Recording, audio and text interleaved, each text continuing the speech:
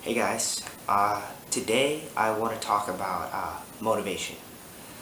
I know in the last video we touched a little bit on innate motivation and the idea of that, um, and I want to go a little bit more into that because I think that's one of the most important things to look at when making an informed admissions decision. And it was one of the things that my Harvard interviewer, a great guy, asked me on in my interview, which I thought was a great question. Um, he put up the point that a lot of people, including himself included, apply to Harvard because it's Harvard, because of the name recognition, the prestige, known as being the best school. And as I talked about in my previous video, uh, part of that is true for me. When I set that goal in the 6th grade, I chose it primarily. I didn't know as much about it then. I chose it primarily because it was known as the best school, and I wanted to attend the best school because I wanted to challenge myself and to be the best. And also, he looked at it from a perspective of his parents. He was personally a child of immigrants, and he said that there was a lot of pressure from his parents to go to Harvard, become a doctor. I too am a child of immigrants. My mother was born and raised in the Philippines, and her parents especially are more traditional, and they are excited of the prospect of me going to Harvard and would like me to be a doctor. But I think while I want to make my parents proud, and that's important to me, I'm very family oriented, I think it's important to make the distinction that I want to go to Harvard because I want to go to Harvard. And my parents know that. And part of that is not, now it's become more informed. It's not just because it's known as the best school. It's because of what I want to follow in life in terms of I want to go into biochemistry and I want to go into research. And part of that is nothing to do with what my grandparents want me to do. It has to do with, I think, what all curious kids want is to better understand the world. And also for me, I want to have a certain feeling of ownership.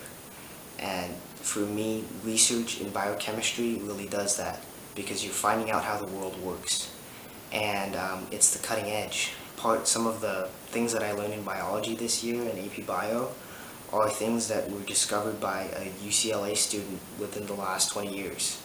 It's it's a frontier, and that's really exciting to me because I want to be able to put my stamp on it, and I feel like I won't just be discovering for myself, I'll be discovering for other people, and that's really exciting to me, and I think that Harvard gives me the most opportunity to do that, to do what I want to do. So that's my innate motivation to go to Harvard. But I don't want to discount the value I put on my family and the value I put on making them happy. And this has a little less to do with my parents' perspective and more from my unique perspective of being a big brother. My sister, her name is Sophia, she's 3 years old, going on 16. She's turning 4 in July, but she definitely has a mind of her own.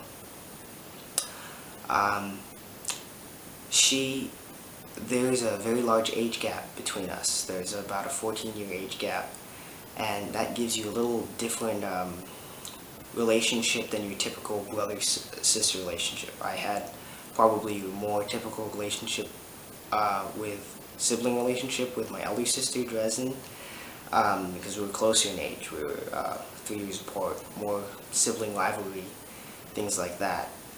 But with my younger sister, I've felt more like a third parent. And what you learn when you have a small child in the house and when you spend a lot of time with them is the way they look up to you and the way they learn from you, and seeing how much she copies things and how much she studies everything that you do, and how that affects her really changed my perspective as a person. That to me showed how important it is to be a good role model.